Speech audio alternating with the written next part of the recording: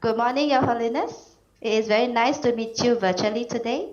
On behalf of the organizing team, thank you very much for accepting our request for this online youth dialogue. This dialogue is initiated by Mr. Jimba Gyatso, coordinator of your Southeast Asia office, and is jointly organized by 13 organizations across Southeast Asia countries. Today,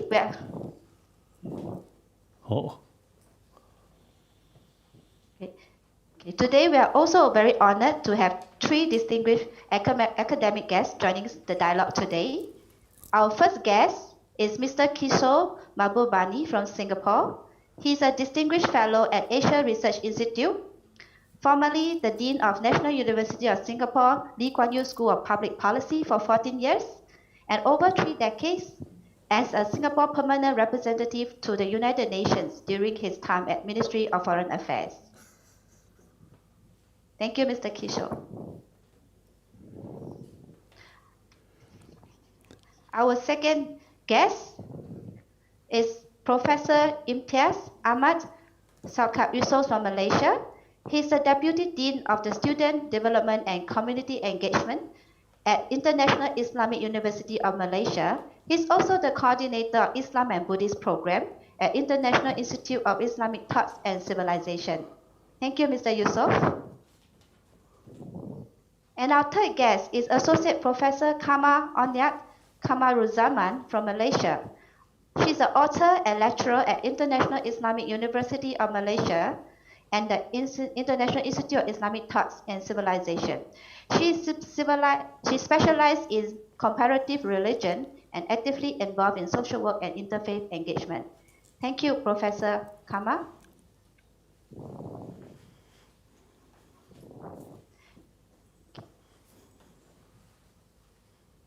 Your Holiness, since the outbreak of coronavirus this January, this year, many lives has undergone tremendous changes at work or at home in a very short span of 6 months. The rapid spread of the virus to even the most remote village of the Amazon have created a lot of anxiety and fear.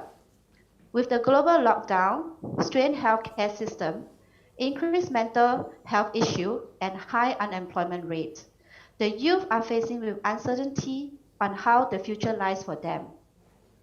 The world has become more complex, more interconnected, and seemingly harder to deal with more than before.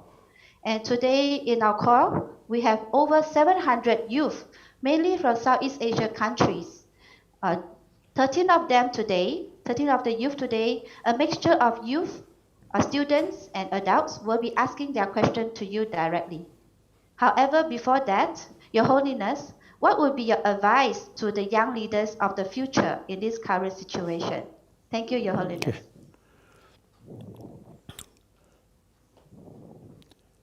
Thank you. Firstly, I appreciate the organizer who created this opportunity. So thank you very much. Then I always, share with other people, and one of my fundamental belief that is entire 7 billion human beings, we are same. From the Buddhist viewpoint, entire sentient being is same. In the sense, all have the desire having happy life, happy family. Even small birds, they also have that same desire. Now we human beings, because of our intelligence, and unfortunately, our intelligence sometimes is combined with our destructive emotion. Other animals also, destructive emotion there, but they have no such intelligence. So you see, there are activities, problem created by their sort of activities, animal limited. But we human being, because of our this wonderful brain, we develop technology, science. Unfortunately, technology, science is used for war, for violence, making weapon, including hydrogen bomb. You see, these are other animal cannot do. We human being, this wonderful brain under control of destructive emotion, then you see these negative things happen. So since I think a lot of problem today we are facing, we humanity or world facing, is essentially our own creation. So now, since a lot of problem, our own creation, therefore, we have the responsibility to tackle this problem, to reduce this problem. Logically, problem which created by a human being, then logically we also have the ability to reduce this problem. So now, basic thing is basic human nature. Now, according to scientists, some scientists, they say basic human nature is more compassionate because we are social animal. Any social animal, there is sense of concern of their own community. So we also is a social animal. So from birth, we have the sense of concern of our community. So now, that's I think the ultimate sort of source of our strength, compassion,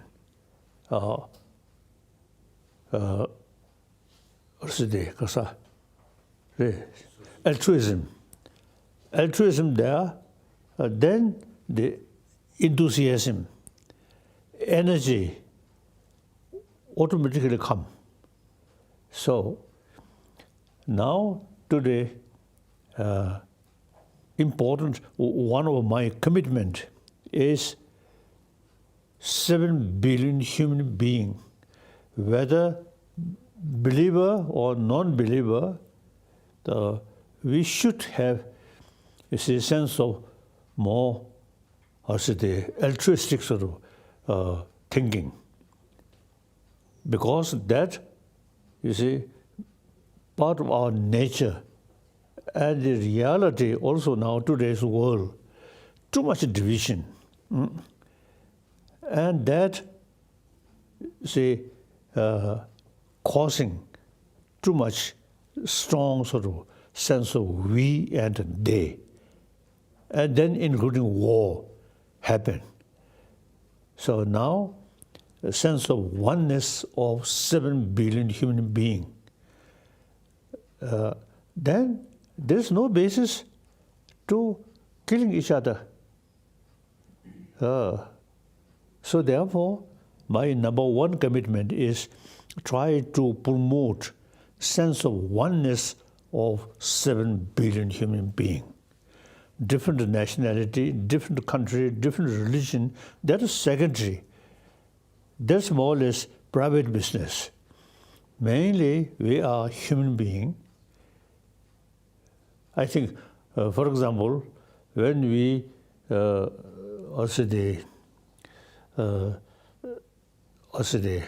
in remote area, when we, you see, some way we just want oneself lonely, remain there, then one human being approach, then first the reaction is, oh, one human being there. You see, no sort of idea what is nationality, what is religion, what is races. No.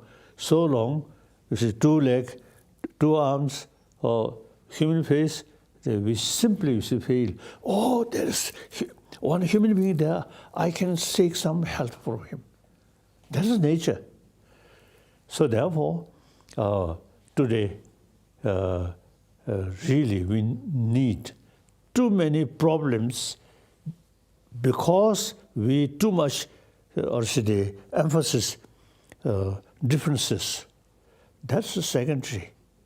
The remedy to reduce that, we must go deeper way where all 7 billion human beings are same human being.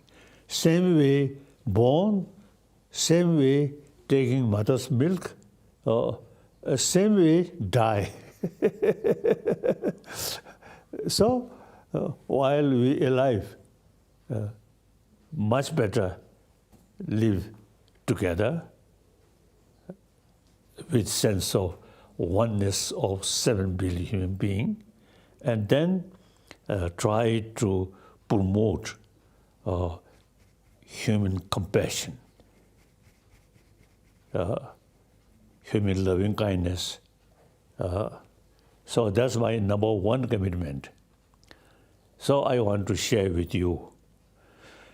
Then number 2 commitment, religious harmony. On this planet, over 1,000 years, I think almost 3,000 years, different religious traditions develop. All carry the message of love. Inspired in different philosophy, different concept, all, you see, carry the practice of love and forgiveness, tolerance. So all major religious traditions, different philosophy there. Some say there is creator. Those theistic religion, they believe creator. And then those non-theistic religion, you see, no belief, no idea of creator, ourself, you see, created. And then, as you see, scientists say, evolution. Gradually, we human being, from monkey, from further as a further goes, some, you see, I think originally some jelly, because jellyfish or something, then gradually, you see, come to earth, because of the land, on land. Or land. Then gradually, you see, we develop like that. So our brain also, you see, 1,000 years, several thousand years, gradually develop with our physical. So therefore, the different philosophical view, but all carry same message of love. So on that basis, religious harmony certainly can develop. India is one example. All world major religious traditions live together in India, like Judaism, Christianity, then Zoroastrianism, all these different, religious traditions live together here. We never heard, you see, problem. For example, problem between Shia and Sunni. I never heard. See, this country, In the past history, sometimes some problems, but basically India is the example religious harmony. So India, number two most populated nation, but religious harmony there. So therefore, my number two commitment is try to promote religious harmony and mutual learning and work together.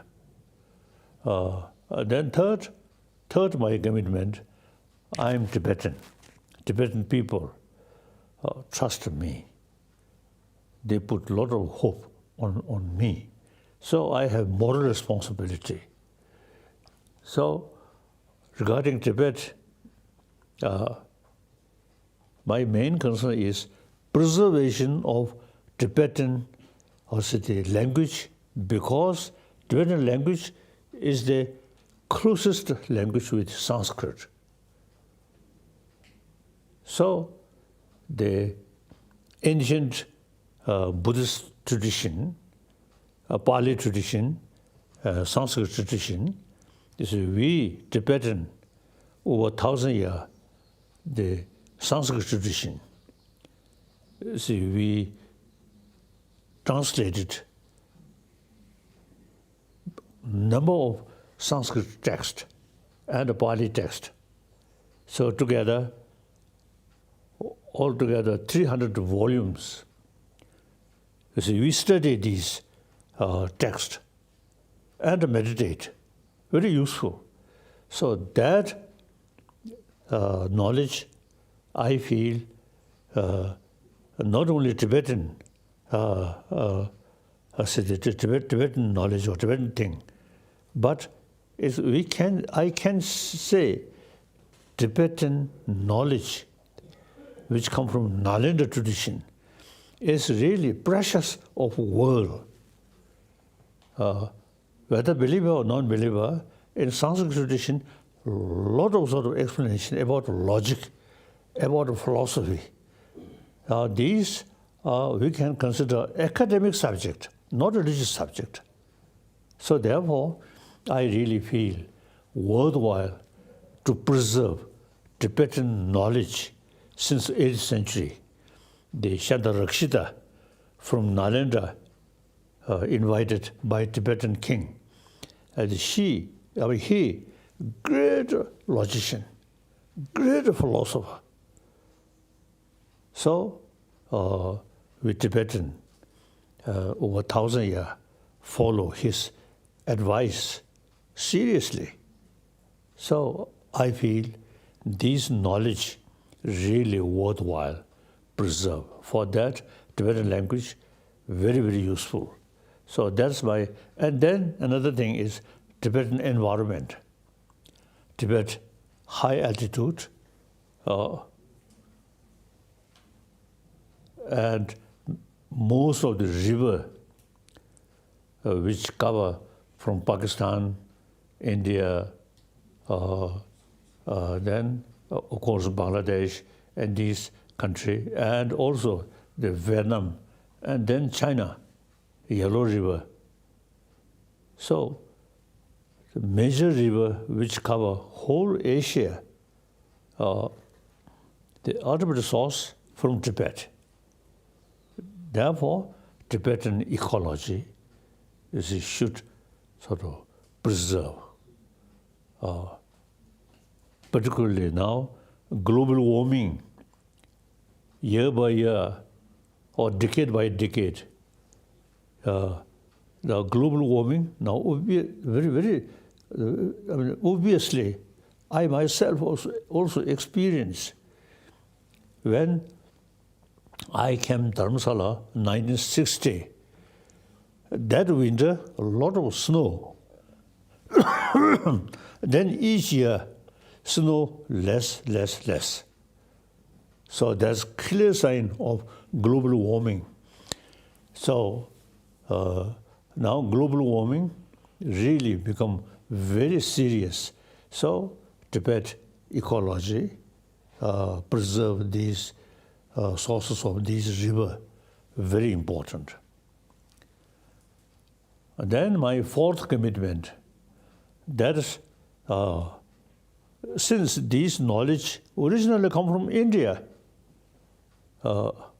modern India now should pay more attention these ancient Indian knowledge and secular way, not religious thing, not considered as a religion or Buddhism, but simply, for example, logic. You see, simply sort of also training our mind, sharpening our mind, and nothing to do with next life or heaven. Simply this very life, you see, become more peaceful. So India, ahimsa, non-violence, over 3,000 years, these concepts, and karuna, compassion. That's the Indian tradition. So modern India now should pay more attention to preserve non-violence and compassion, these things.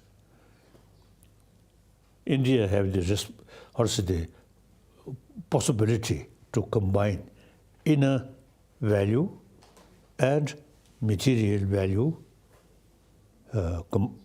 combined.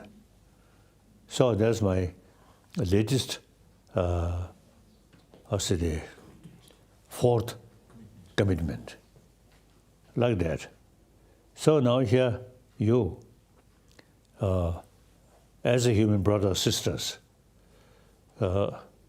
think about my four commitment. If you find some useful, then try to implement and then share with more young people. Today's world, too much materialistic thinking, not much sort of thinking about our inner value. And psychologically, you see, say, I think modern education, modernity only sort of concern sensorial consciousness. Not much thinking about a sixth mind. Sixth mind, you see, without they depend on eye consciousness, ear consciousness, because of the smell consciousness, all these ignore. But sixth mind, the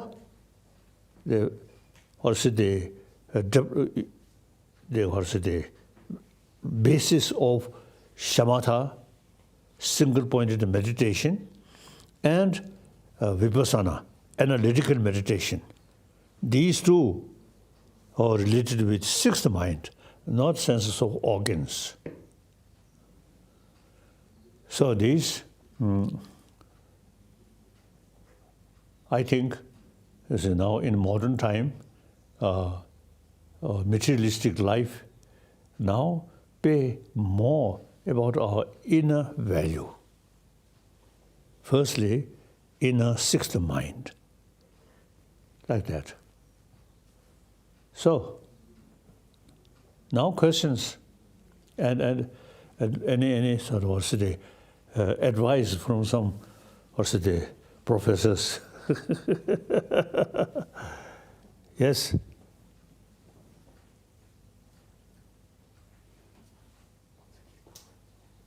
Yes. Good morning, His Holiness. My name is from Thailand. I am 24 years old and currently a marketing strategist. And my questions today is, when it comes to compassion, why is it easier to be compassionate to others rather than to ourselves? Thank you. As some scientists say, you see, we are social animal. Even when we're born, the mother provide us sort of immense compassion, nothing to do with religion. The children also, you see, without that, we can't survive. So that's the way start our life.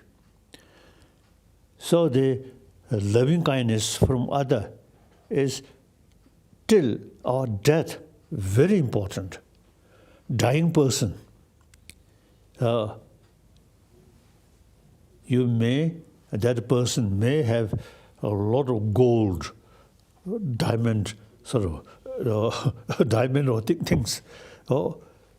Say that dying person, no sort of get inspiration. Inspiration. The dying person is surrounded with human being, with showing genuine sense of concern. Then the dying person feel happy. So our life begins with human compassion. At the end of our life, surrounded with compassionate person, the dying person much happier. So that we should know. And then those billionaire or the leaders, without compassion, without inner peace, they actually may not be happy person. Always anxiety, always sort of scare or suspicion, like that. So therefore, the compassion is very, very important. Should not consider compassion is some religious matter. No. It's for human beings' survival, like that. Okay. Next. Your Holiness, the next question is from Hong Kong young adults. Hong Kong. Yes. Good morning, His Holiness. My name is Wee, and I'm from Hong Kong. I'm currently a movie maker, and I'm 29 years old. And my question today is mental bullying on internet makes young people self-harm or attempt suicide. So how should the youth handle their emotion and face all this negativity that impacts them? Thank you. Karsa. 팅산 타게토네야 미지 숨부소해야 다든지 그래. 왕여시에라고든지 타게토네 라 미신바다 대화체는 왕여시에라고든지 용도는 랑소제야서거든지 간여 책도디 인디슈 I believe,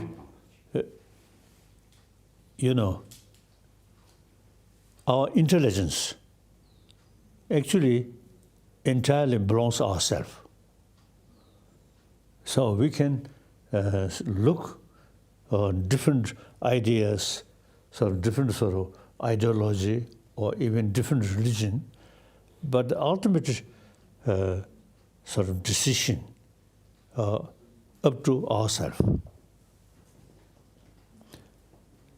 So Buddha, now for example, Buddha himself, you see, told us, "Oh, my follower should not accept my teaching out of faith, but rather thorough investigation. Through that way, if you find some useful, then you accept, then you follow." So therefore, the individual intelligence, great role. So we should not sort of follow some kind of just faith or investigation. That is very important. My own case, I'm Buddhist. From childhood, I study this Nalanda tradition, logical approach. So even Buddha's own word, we always raise question, why Buddha say that? Then investigate. So therefore, that very useful, not just faith, not believe, but investigation, like that.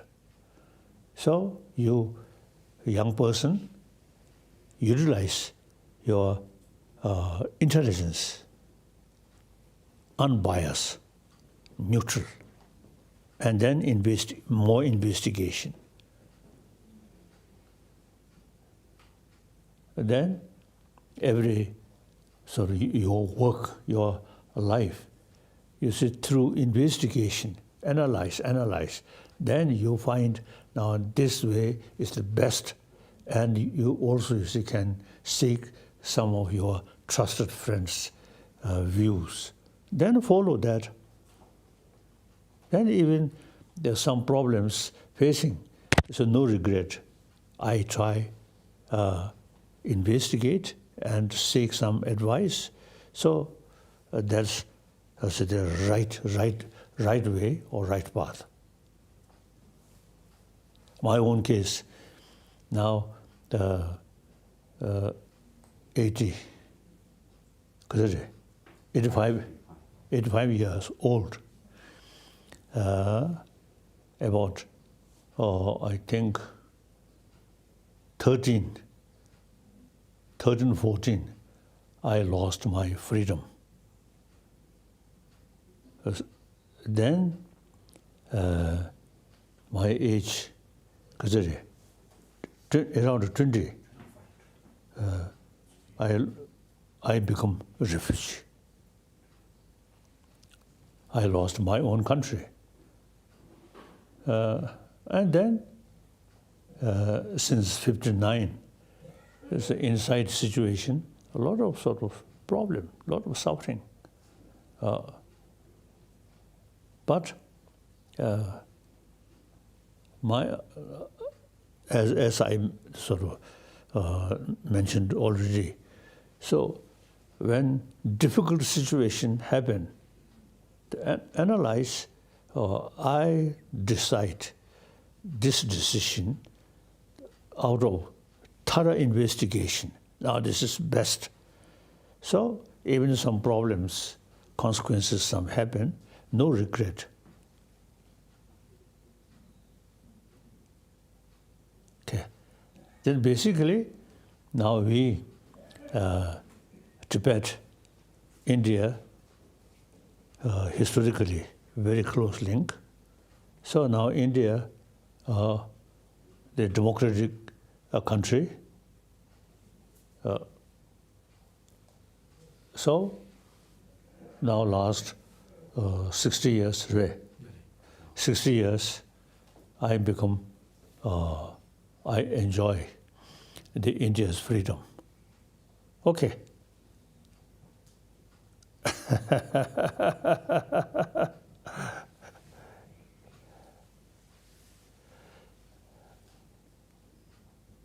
Your Holiness, the next question is from a student from Malaysia. Yes. Good morning, His Holiness. My name is Jajen, and I'm from Malaysia. I'm 20 years old this year. Here is my question. Yes. Oh. I was retrenched from work under current recession. Is it due to my bad karma? How can I overcome this? Does religion help?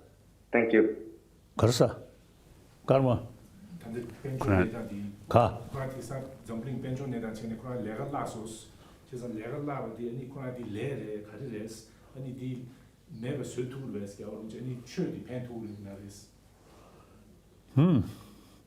You are young. So I think long future. So you should not remain with feeling of hopelessness. Don't think that way. For temporary, some problem, but always possible to overcome that. So self-confidence, enthusiasm, positive attitude, very important. If you just, due to certain difficulties, you lost your hope and discouraged, that's wrong. I think, many past, or say the great people, including religious leader, through difficult experiences and then determined and carry their effort tirelessly, and then win. So you, young brother, you should not think, you should discourage. Now I lost my job or something. Don't think that way. Okay. Now next. Your Holiness, the next question is a young lady from Singapore. Good morning, Your Holiness. I'm Saint, a 20-year-old currently studying in Singapore. And my question is, with the millennials becoming less religious, do you think that religion will still have a huge impact 20 years down the road? Thank you. As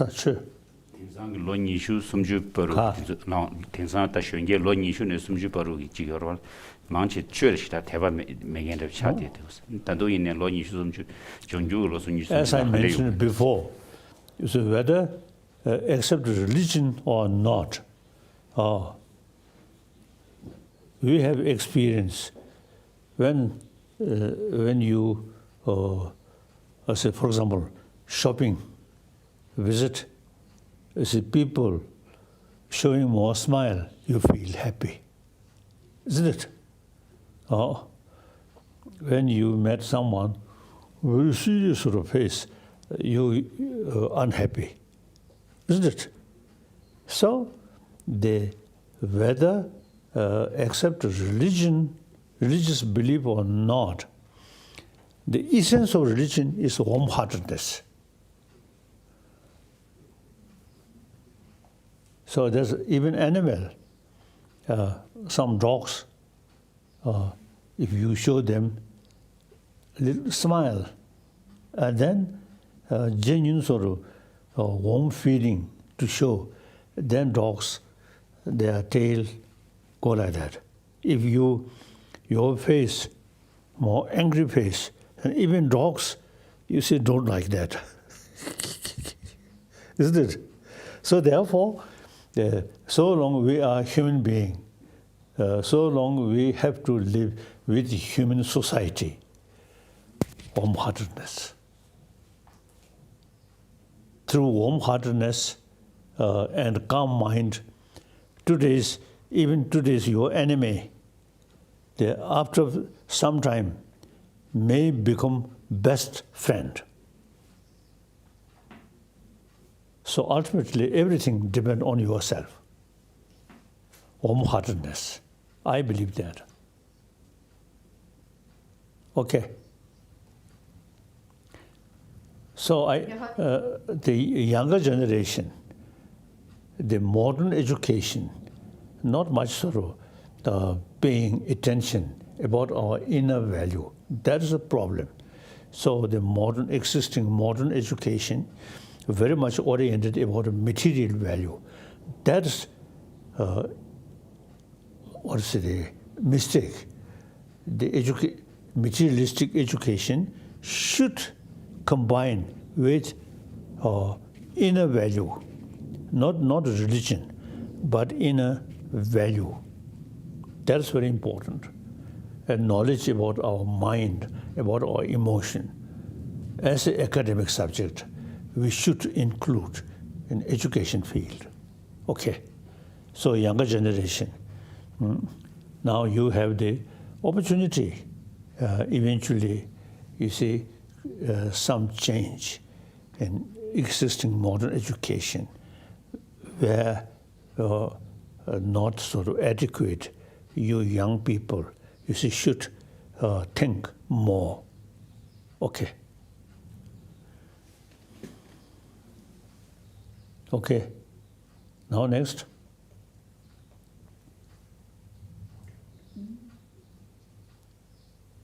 Your Holiness, the next question is from Vietnam, a student. Good morning, Yes. Your Holiness.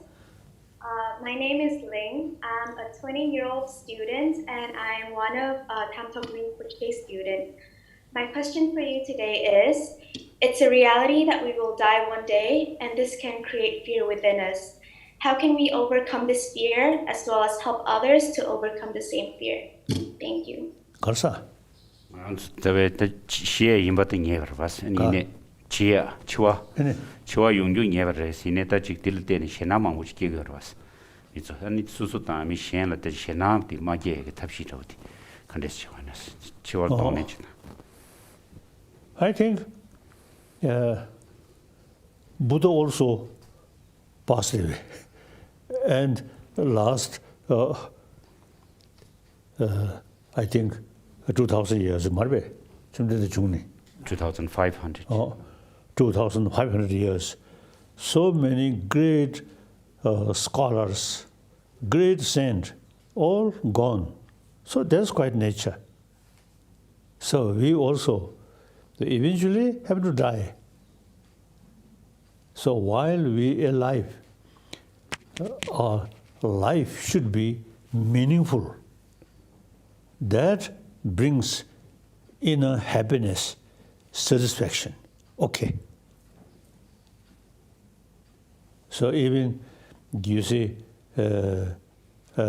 next week, supposed to see dying, and next week, still few days here, you try to share, you see, more deeper human value with your friend.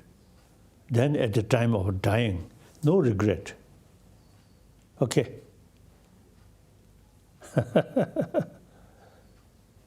Yes. Thank you, Your Holiness. The next question is from Indonesia.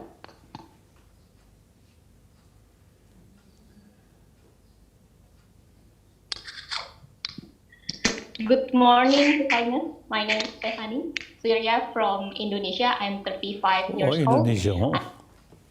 Yes. Currently, I'm working at an e-commerce company. My question is, if we cannot find happiness externally, we will try to explore it internally. With this current challenging situation, we have more opportunity to look internally. How can we make it as our new default, as our new normal? Thank you.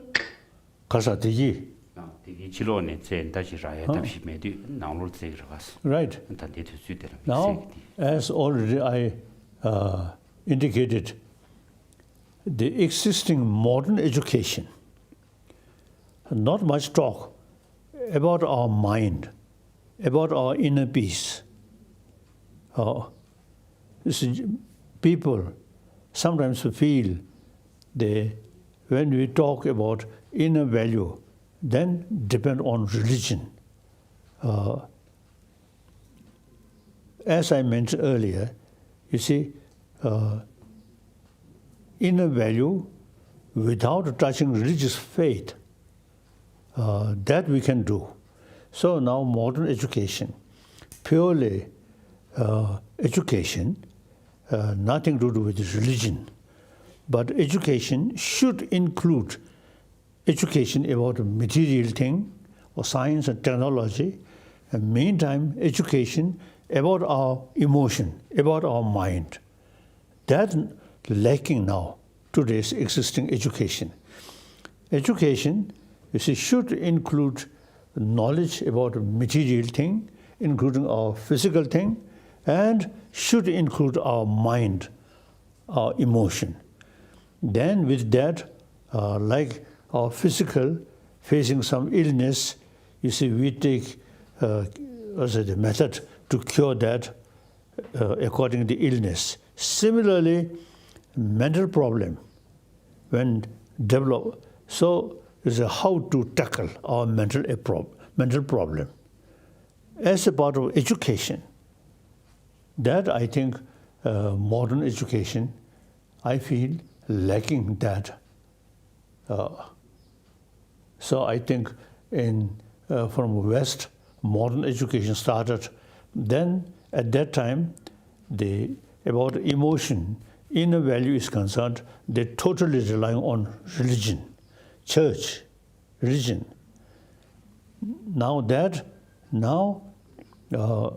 religion, including Buddhism, you see people not necessarily, you see,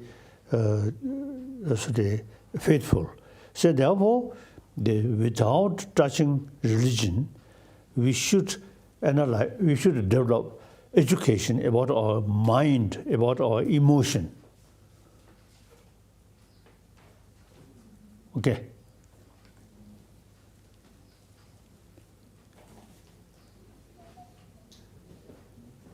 And we Asia,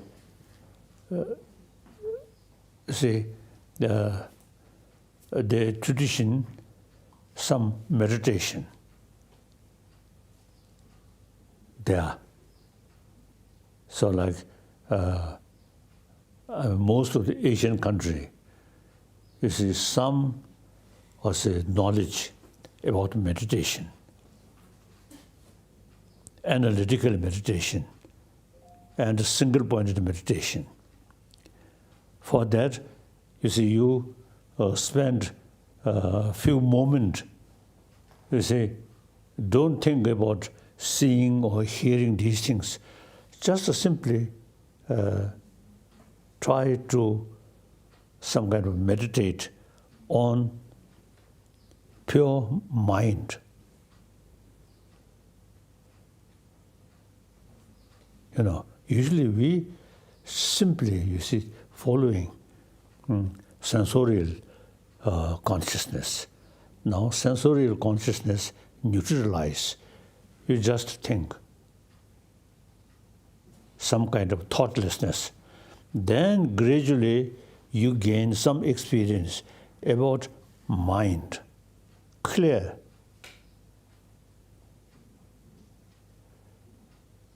Then with that, the deeper level of, or say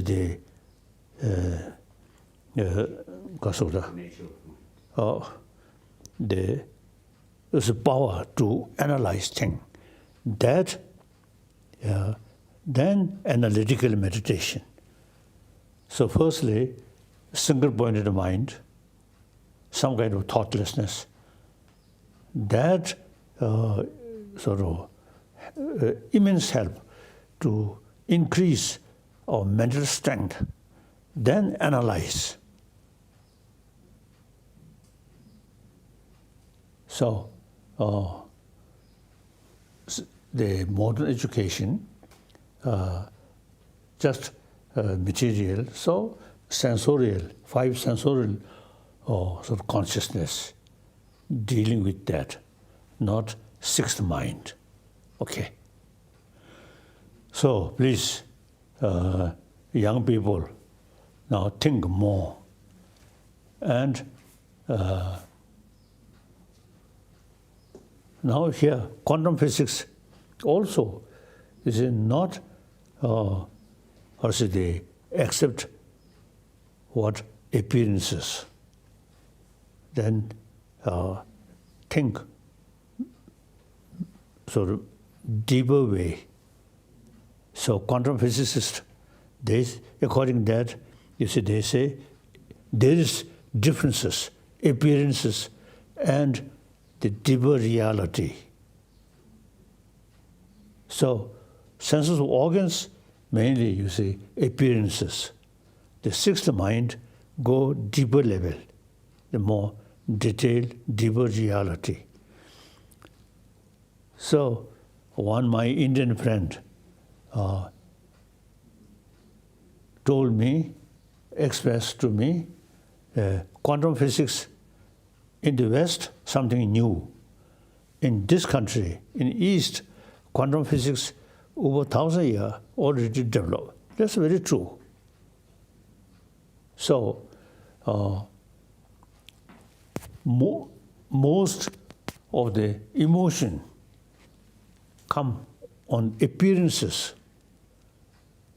So you go deeper level, the reality. The appearances is something good, something bad. That is the basis of our emotion. So you go deeper level, then you see everything particle. Now, for example, the material thing, everything particle, nothing sort of solid. Then the very basis of anger, very basis of attachment, no longer there. One Buddhist concept, shunyata. We usually use Sanskrit word shunyata, emptiness. Also, you see, things does not exist as appears.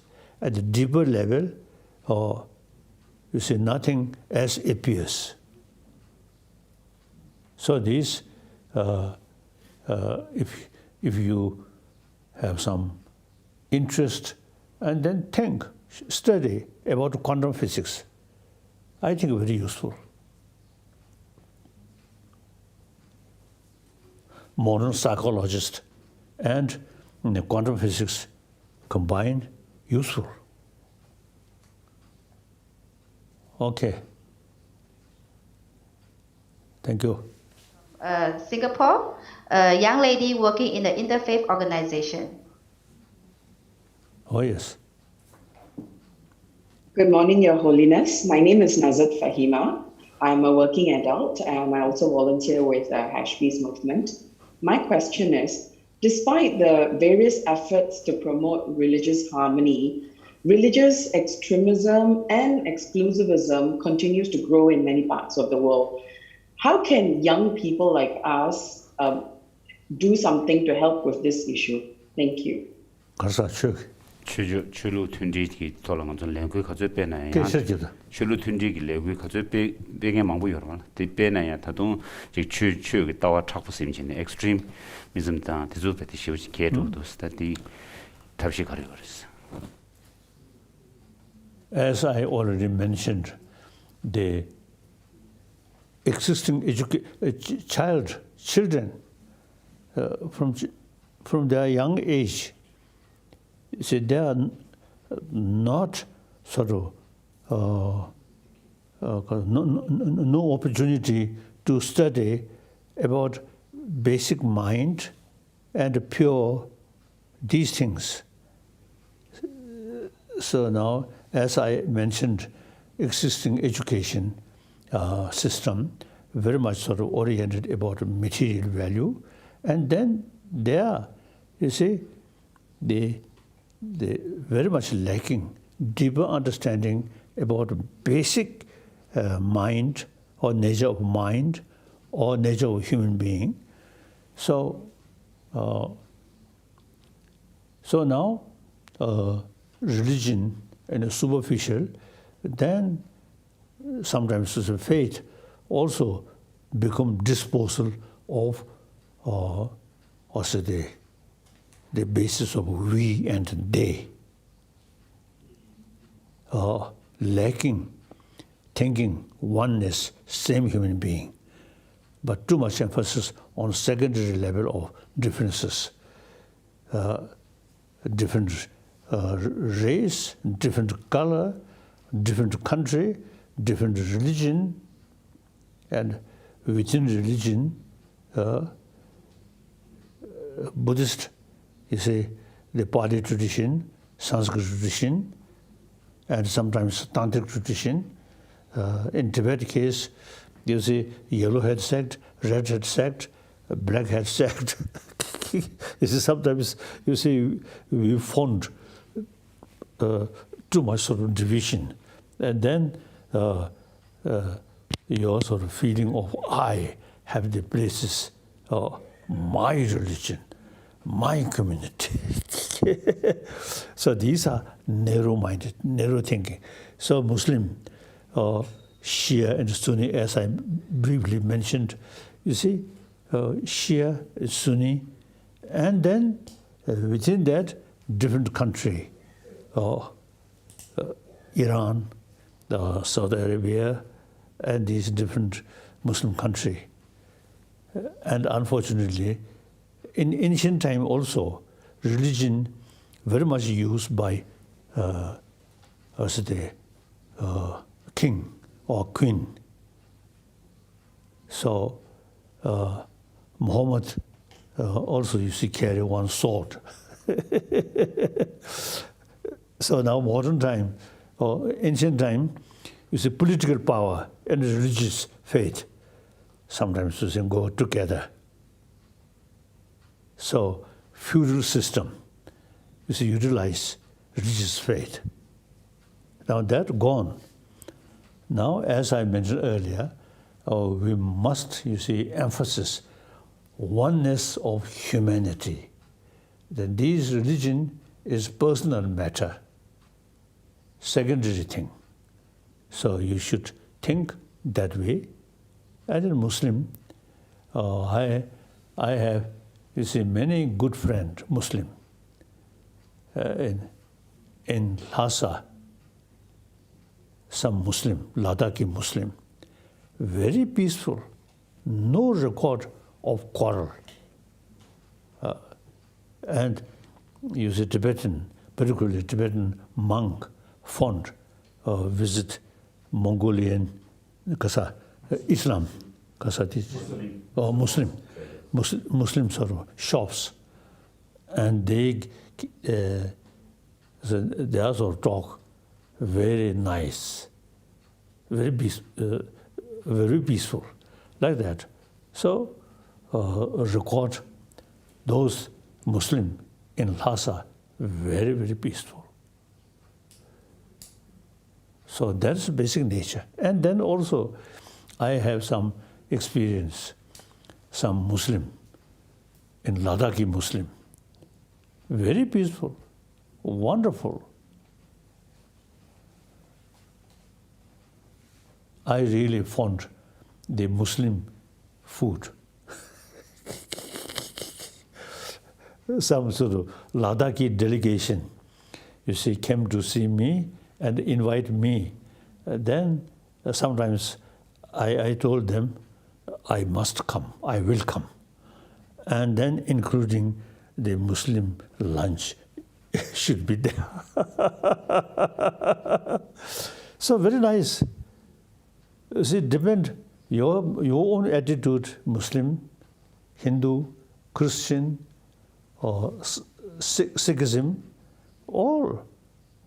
You see, the individual matter, individual sort of practice. Actually, we are same human brothers, sisters, and we have to live side by side. Okay. Thank you. Thank you, Your Holiness. So the next question. Now I think the personal level contact very important. Like Ladakhi Muslim, you see, they always, you see, quite acquaint the Buddhist community or some Christian community. So then those Muslim country like Syria and these, little bit isolate,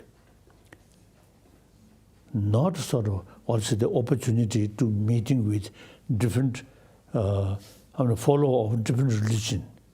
That makes sort of differences. So, also the international level, I think more contact. So I, since I have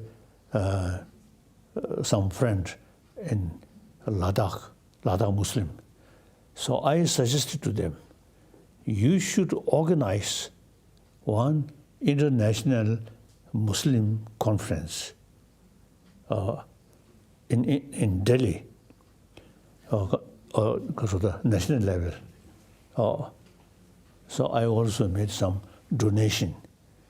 So they organized that. And some Iranian religious people also used to come. So now I'm thinking that kind of meeting annually, firstly, international level Muslim, then other follower, join together. So we need regular effort. It's some kind of religious, because of international religious sort of conference. That's important. Okay. Thank you, Your Holiness. The next question will be from Indonesia. Good morning, His Holiness. My name is Danish. I'm from Indonesia. I'm 26 and I'm a doctor.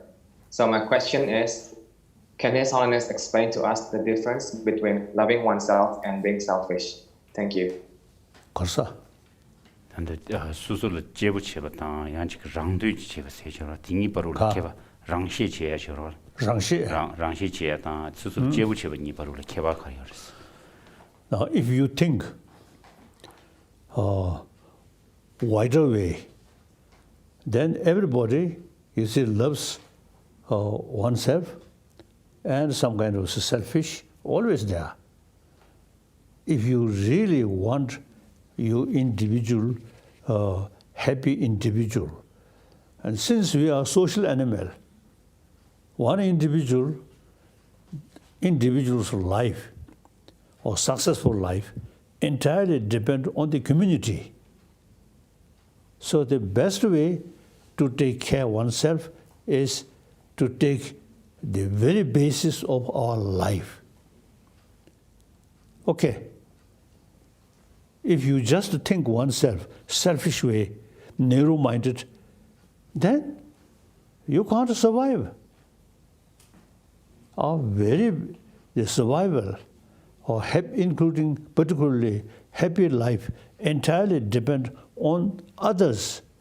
So we should take care of others. Others is very basis of our individual happiness or successful life. So therefore, now when we take care, now farmer take care about farmland, or because their life depend on farm, so take care, not some kind of compassion, but because you see, farmland is the farmers sort of the sources of their life. Like that. Okay. What do you think? Do you have some argument?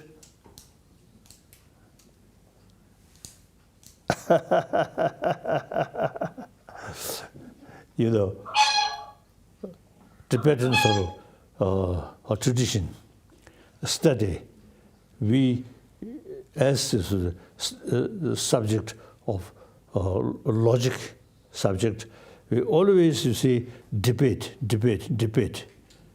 So I also, you see, from childhood, you see, get used debate. If others say something, then you should argue. Like that. Okay. Next. Thank you, Your Holiness. We have now a working youth from Singapore. Yes.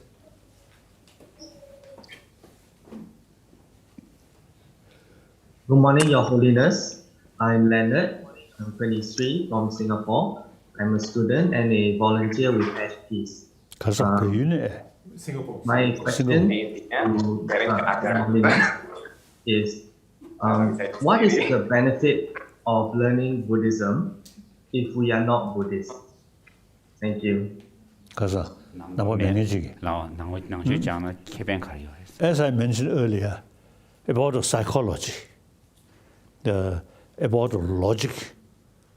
The logic is very helpful to analyze things. In order to know the deeper level, analyzation, analytical meditation, very important.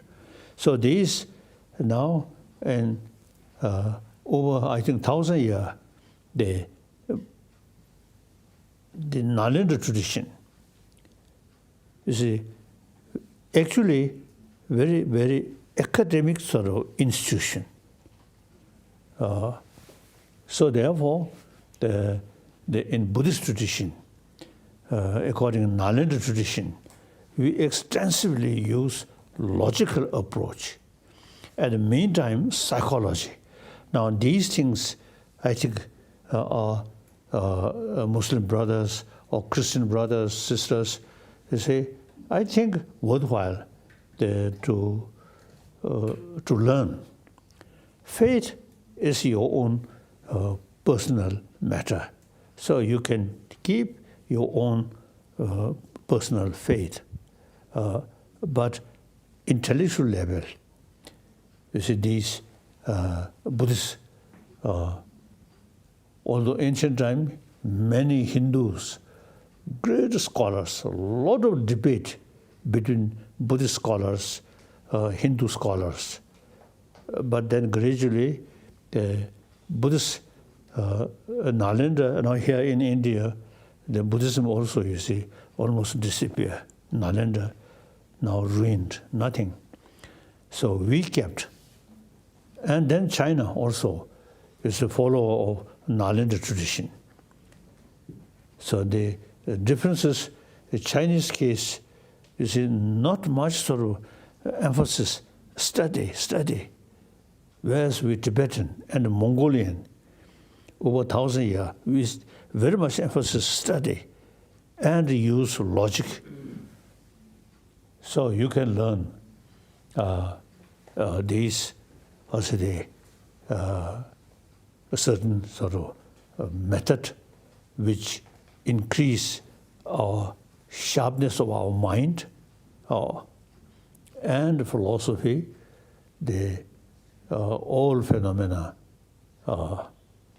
not just using God's creation, but more detailed, like that. So, beside your own faith, or atheist, no faith, but you can study, it's a logical approach and philosophical things. Like that. Okay.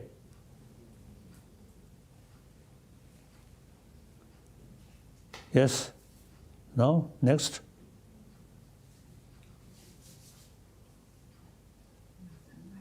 Your Holiness, the next question is from Malaysia, the younger students in now, one of the younger students. Malaysia? No. Okay. Good morning, His Holiness. My name is Gigi. I'm from Malaysia. I'm 19 years old and currently a university student. My question is, technology and society are changing faster and we are forced to move forward quickly. What do young people need to learn today for better tomorrow? Thank you. Karsa? 팅상 기타 추이제다. 추이릭 된소 돈에 대체 추이릭 된소 야게 쉬우지 또 거라. 추이rik 된소.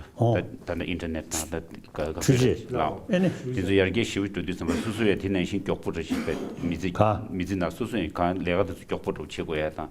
쉬우지 살아를 보셔야 되는데 혹시 차고도 안된데 인데 대체 쉬운게 속이 지금 단대 가소래 마음에 된다. 대체 상무단에 근데 쉬고 있는 As we already sort of discussed, you see, we have this emotion, this mind. So this emotion and mind are not produced by mission, but by nature. Our brain, you see, develop different emotions, different intelligence, all these things. So therefore, now, as I already mentioned, our education should include education about our inner world. External world, yes, quite detailed now. The sort of scientifically, you see, the explanation. Now, about our mind, you see, we usually, you see, not much sort of pay attention, and in education field, not include. So as I already mentioned, now, education should include about our inner world, about our mind. Now some of my friend, the brain specialist, you see, I think in the past till late 20th century, they no idea about mind, only brain.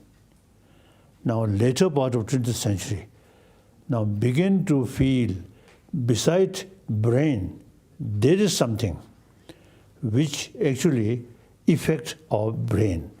Now some special a specialist about brain. Now like Richard Davidson, very great scholar about brain. So now they last, you see, in the later part of 20th century and beginning of 21st century, you see now those scientists, brain specialists, you see they already, you see, some experiment. You see people who, you see, have some deeper experience about meditation. Then while they meditate, what kind of change in their brain? Now they, some of them, already accepted beside brain, there is something which affects our brain. That we call mind. So now, in science and field of science, now people more and more pay attention about mind. So when we talk about mind, that subject quite big.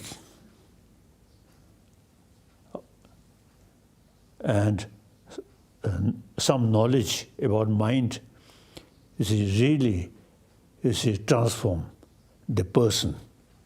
Okay. Animal cannot. Only human brain. Okay.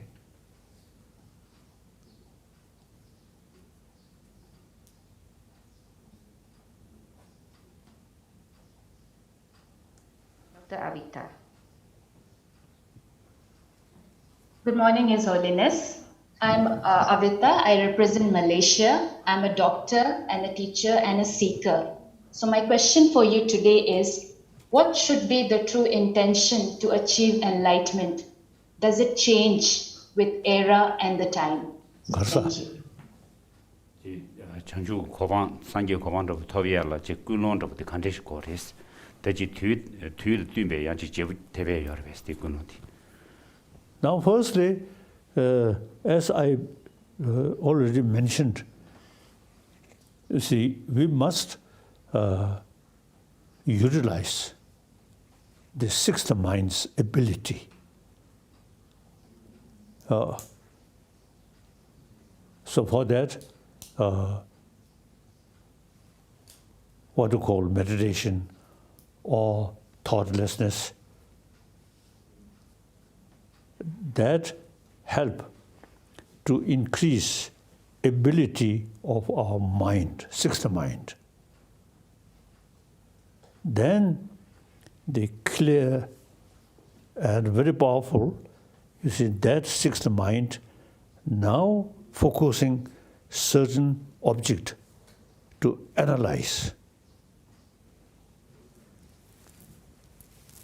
So from the Buddhist viewpoint, all destructive emotion, such as anger, fear, attachment, all these based on ignorance.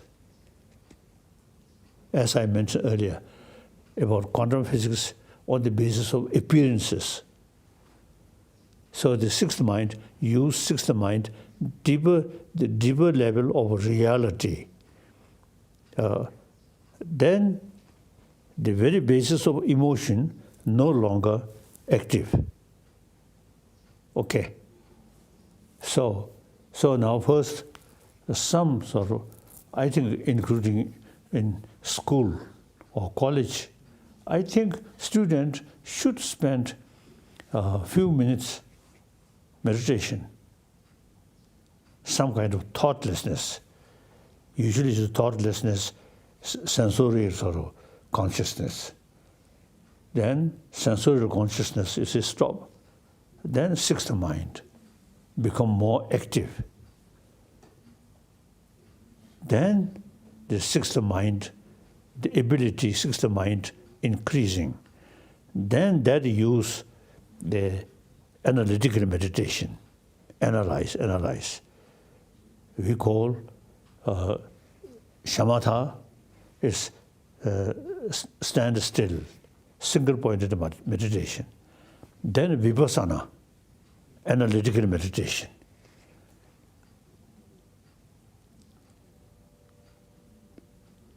So, analytical meditation, very, very helpful. I also my daily practice is analytical meditation. As quantum physicists say, what's the reality? Then all those emotions, you see, which based on ignorance, no longer sort of foundation. All the positive emotion are not based on ignorance, rather based on reason. So that further develop. Those emotions based on ignorance no further sort of develop. Because ignorance is no basis to analyze, then ignorance become thinner like that. So one also the encouraging thing is all destructive emotion based on ignorance. As the quantum physics say, based on appearances. Then positive emotions such as compassion and wisdom, not based on appearances, but analyze deeper level. So think more and more, also the strength come increasing. So that much I can, through my own little experience, I can tell you like that. Now, as a Buddhist monk, and particularly Nalanda tradition, follower of Nalanda tradition, and particularly Nagarjuna. Nagarjuna, you may heard? Nagarjuna, or in Chinese, usually say Longsu Pusa. Longsu Pusa. Great scholar, great practitioner. Traditionally, we all follow of Longsu Pusa, Nagarjuna. It's his theory, Madhyamika Mulakarika, one text. Every day I read some portion and think. Very, very helpful, very helpful. All destructive emotion, you see, based on ignorance. The ignorance, say, the antidote of ignorance is understanding deeper level, the reality. So very helpful, very useful.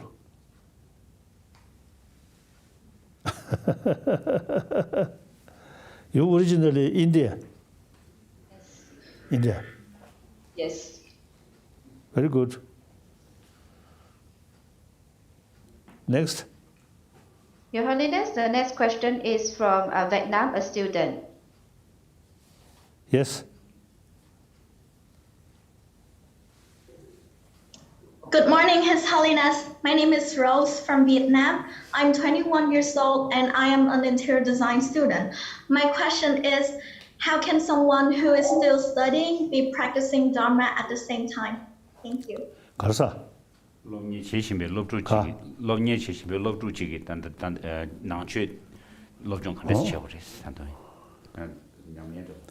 I start my practice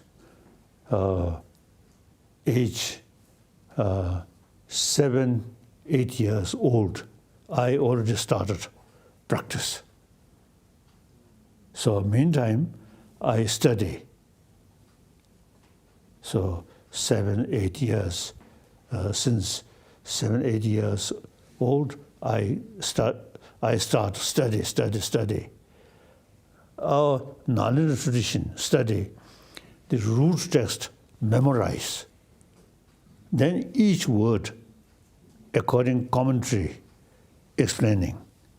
Then use debate, logical approach.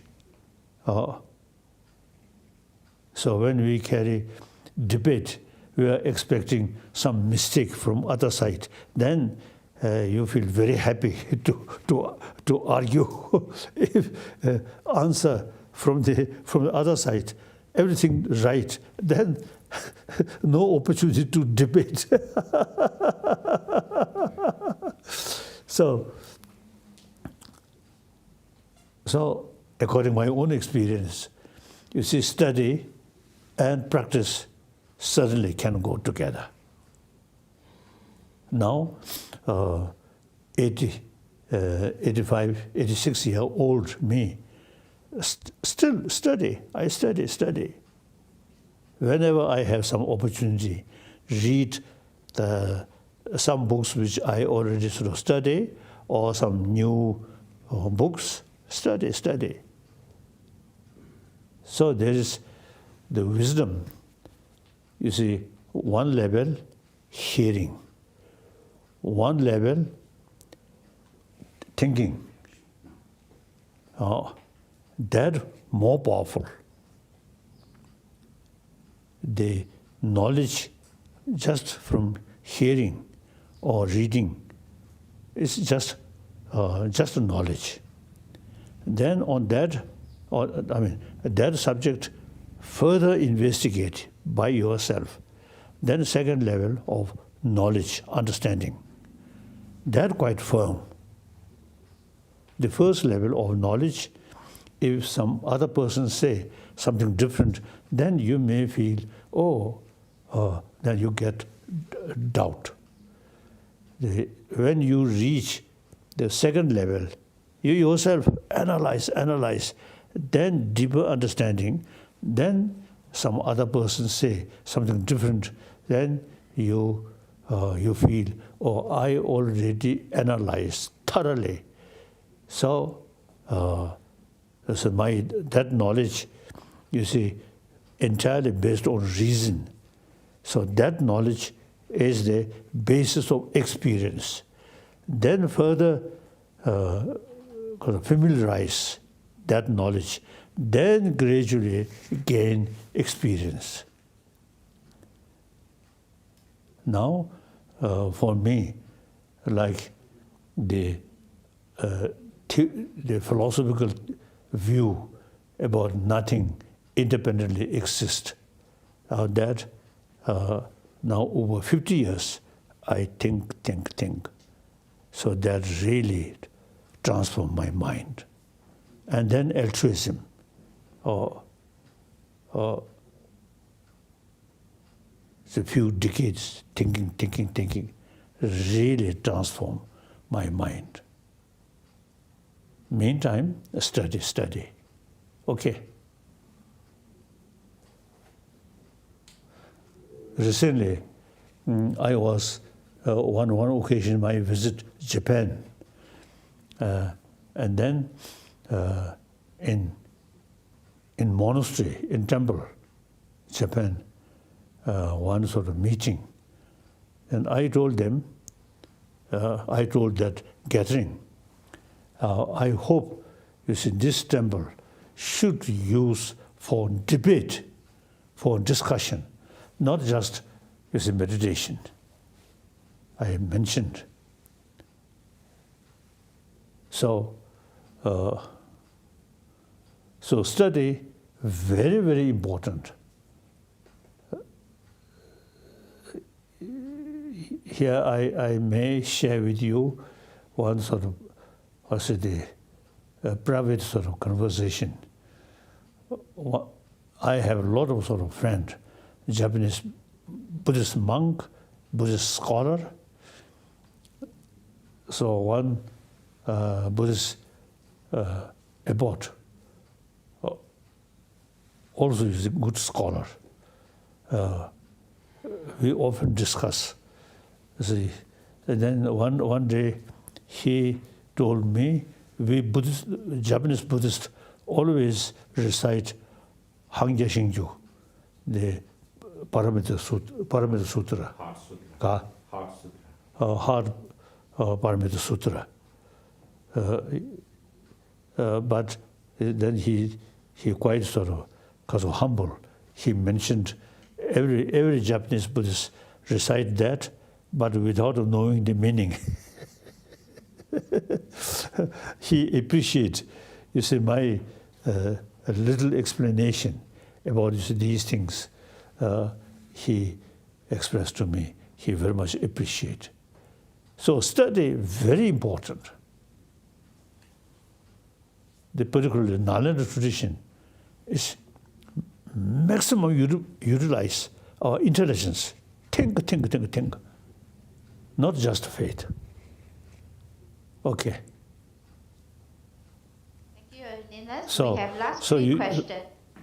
So you should think, you see, me, old person, as I mentioned earlier, still study. So these young people must pay more attention, study. Okay. We have three more questions. And the next question will be from Professor Imtiaz Yusof from Malaysia University. Yes. Namaste, Your Holiness. I have to inform you that I teach a course on human dignity and human freedom. Your book, your autobiography, Freedom in Exile, as a reading for my students, and it is very, very beneficial. Well, my question is this. Here in Southeast Asia, in Malaysia, Indonesia, Thailand, Myanmar, Islam and Buddhism are the two main religions. But there is very little understanding between the people about the true teachings of each other's religions. How can we develop better and deeper understanding between Muslims and Buddhists in Southeast Asia so that we can have a better understanding for peace and coexistence? Thank you. Kasa, Southeast Asian Southeast Asian chulu chimbuni yoris nangjuda kaji kurani pazu ani tunde yaga yoada zo penzu cheachetu kariche yoris. As I already mentioned, like Ladakhis, the majority of the Ladakhi people, Buddhist. At the same time, some Muslims also there. So as I mentioned earlier, you see the Indian Muslim should take more active role to promote a dialogue or discussion with Buddhists and Muslim, as I already mentioned. So I'm looking forward. In India, I think international level, religious conference from time to time, I think should take place. Not just some function, not that way. Serious discussion, very useful. Okay. And if question whether there is God creator or not, that's beyond our knowledge.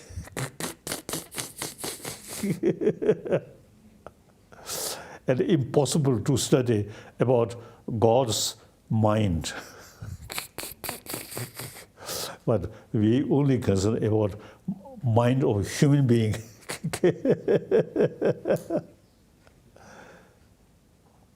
So I really seriously thinking more sort of conference in India. I think really worthwhile, relevant. Yes, thank you. Thank you, Your Holiness. The next question will be from Mr. Kishore Babubani from Singapore.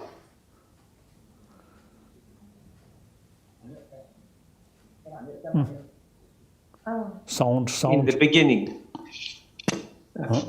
Your Holiness, you spoke of technology and compassion in the beginning of your remarks.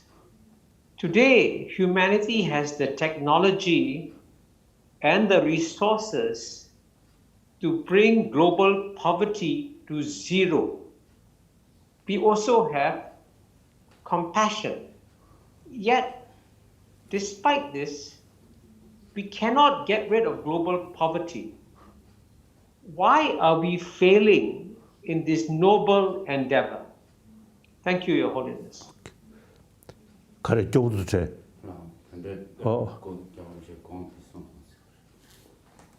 There's poor people on this planet, rich and poor, huge gap. Now this also is a source of problem.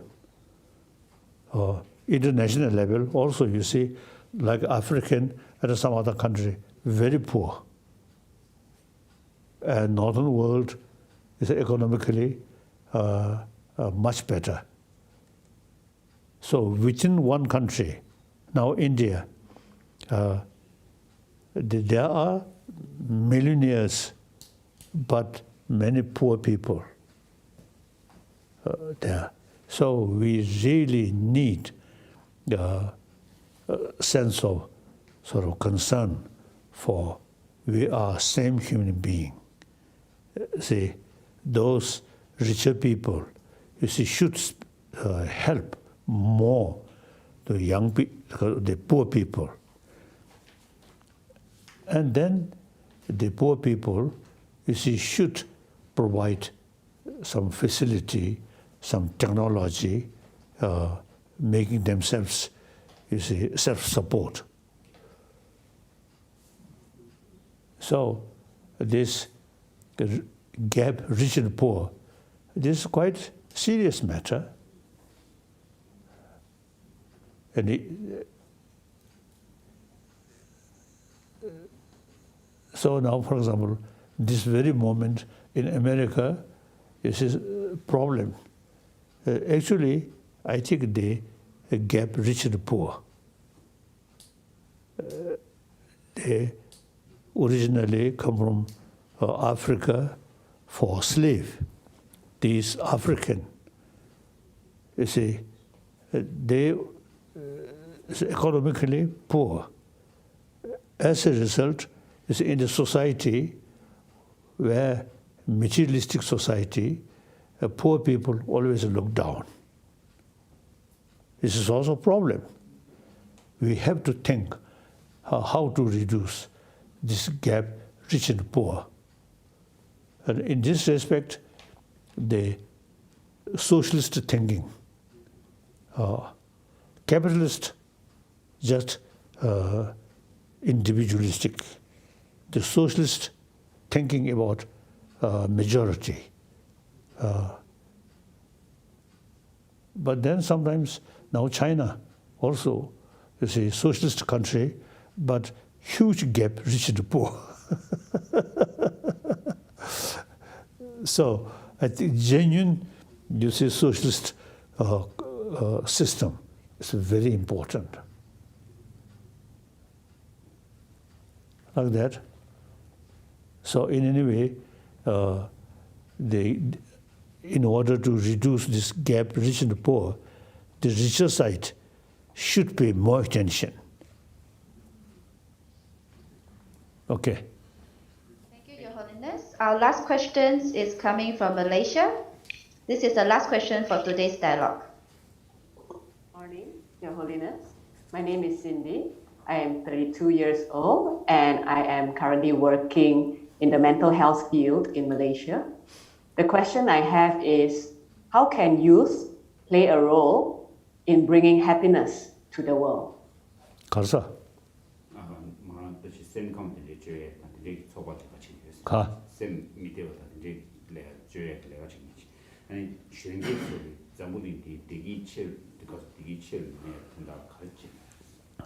I already mentioned our education, existing education, is really something lacking. education about our inner world, how to develop inner peace. These are the key thing. And right from the beginning, the student always think about material thing. And the modern science, technology also uses serving material thing. So now, I already mentioned some great scientists already, you see, mentioning importance of our mind. So now I think within, I think next few years, I think more and more people, I think really, especially in the field of education, I think more and more people paying more attention about our inner value and study or knowledge about our emotion, how to tackle our emotion. That I think should develop. Okay. Thank you, Your Holiness, very Thank much you. for the enriching dialogue. I believe all the youth have benefited greatly from your views and advice. And on behalf of the organizing team, we thank you again. And we would like to request for another youth dialogue in the near future if your schedule allows. Thank you again, Your Holiness, and wish you stay healthy and well. Oh, yes? Okay.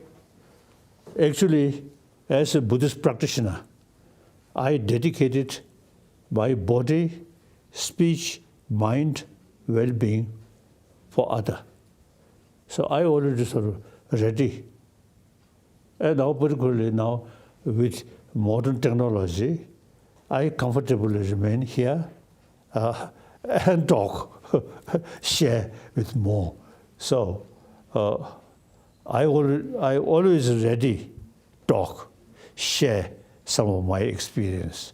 Okay. Thank you. Thank you, Your Holiness. Dear participants, you may now unmute your mic to greet and thank you, Your Holiness, as he's leaving. Thank you.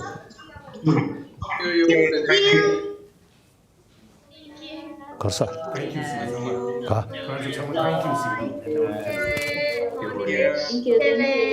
Thank you, thank you. See you again. Okay, see you again. Bye. Thank you. Bye-bye.